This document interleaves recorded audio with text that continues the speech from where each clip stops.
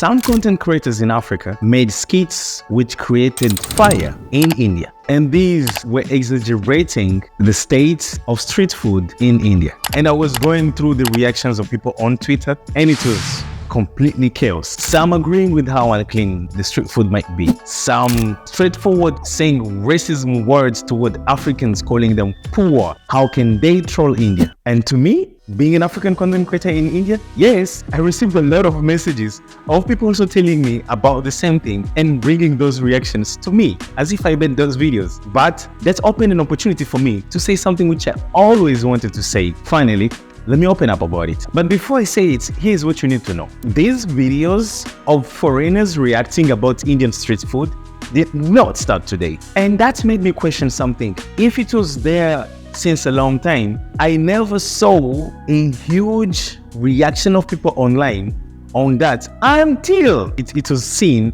from Africans. Now, there is something which was so unexpected, which I saw so many Indians doing, actually, especially on Twitter, of mocking Africans about how Africa is poor and they do not have food nor water. They shouldn't have the luxury of speaking about the cleanness of Indian street food. And to me, I labeled it purely racism. These are content creators whom are looking obviously for attention, and especially since they are comedians, I do not see in any form how they should engage a whole continent and claim that a whole continent is like this just because they made videos speaking about India. But in the same way, this showcasing a side of racism from some Indians, at the same time, it showcases also another side of lack of knowledge about the Indian food and the Indian culture from some Africans. Because for someone like me, who have been in India, who have eaten this street food, I cannot make jokes about this food in this way because I have experienced it and I know that